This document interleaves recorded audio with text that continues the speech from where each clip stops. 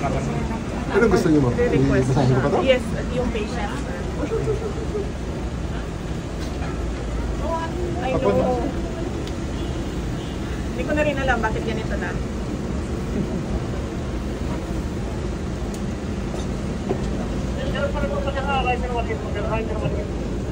So may assisting physician? May gusto na pala siya? Meron talaga. May facility? Kinlows nila, sir. Kinlows. Ayaw pa talaga Decide siya. yung ambulance yun. Deadline. Decide siya on her own.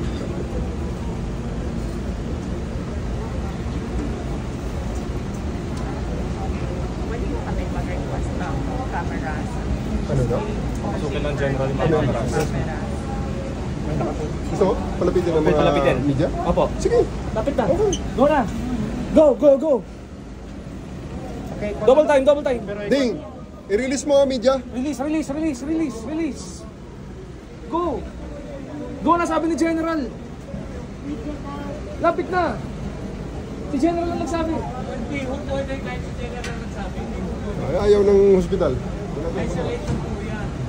Hindi, Ayaw ng hospital. hanggang dyan lang naman yung camera eh. Ayaw ng hospital. Hanggang dyan lang sa inyo.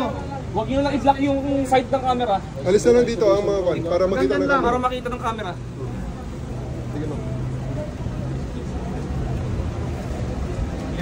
I-clear natin ito yung para makita ng camera.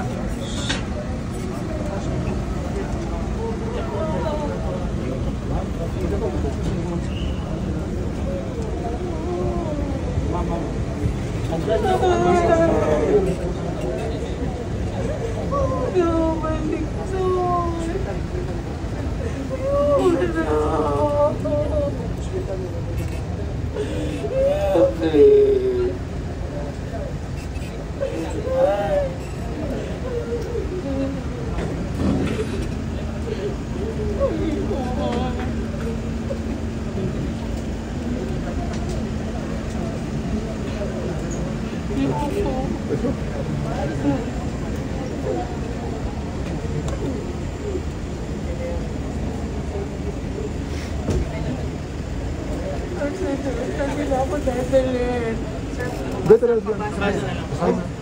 We're going to bring it to veterans. Considering that as requested, Attorney Zoraida Lopez has been examined by the physicians and cleared in the St. Luke's Medical Center in Quezon City. You are directed to transfer Attorney Lopez to the Veterans Memorial Medical Center, Quezon City. Ma'am, si VP, and anybody of your choice. May text tayo galing kay SILG Rimulya. Ma'am, ang sabi ni SILG Rimulya, yan din ang sabi niyo, tapos kinuha niyo ako kanina, dadalhin niyo ako sa correctional. Hindi ma'am, tapos na yun. Totoo. To General Nick Torre from SILG John Vic Rimulya, transfer of Attorney Zoraida Lopez to Veterans Memorial Center. Dear General Torre, as verbally agreed upon, the transfer of Attorney Lopez to the Veterans Memorial Hospital shall be complied with respect to the House directive to transfer her. Please accord all security measures necessary to ensure her safety. Furthermore, please allow the untethered access of her personal physicians during her confinement. The attorney will also be accorded full visiting rights of the following people: Senator Bato de la Rosa, Senator Amy Marcos, Vice President Sara Duterte. Please be advised that all pertinent hospital safety guidelines should be followed, as well as hospital policies on visitation practices. For strict and immediate compliance, signed, SILG John Vic Rimulya. Ma'am, assurance yun. I don't believe in your assurance anymore. That's what they told me in the house. And look where it brought me. Dito, maraming witness. Dito naman sasakay ka naman sa sasakyan ni Pumayag sila VP. sa media, pumayag sila kay Senator Bato. Ma'am, sasakay po Pumayag kayo. sila sa akin. Sasakay po kayo sa sasakyan ni VP. Kasama niyo po si VP sa sasakyan. She will be transporting you to Veterans Memorial Center. Pumayag sila. Hindi ka naman iiwanan ni VP, ma'am. Sure yan, Nick, di ba? Yes, sir. Promise. Of course, sir. Nandiyan naman si BP.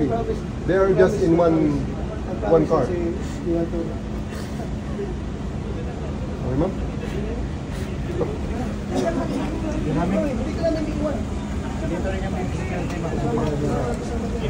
Padaan mo na, padaan na.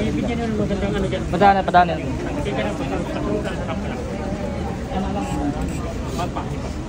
Ay, alalay mo dyan. Si BP, baka ma'am, paano ma'am? Paano?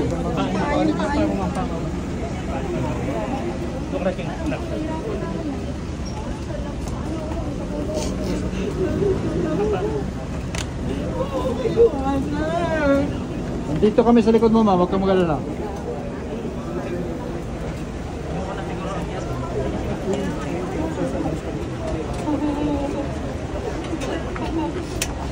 Muna ako ha. Next. Gold. Hindi ako maka... Salamat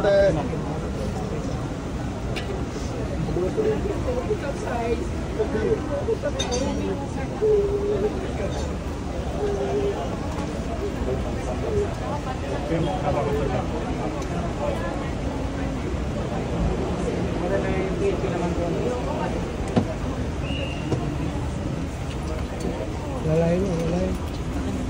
Tira, tira.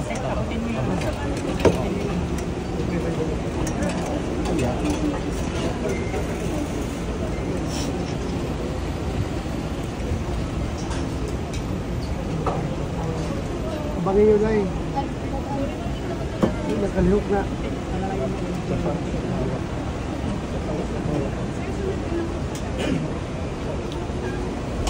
Same.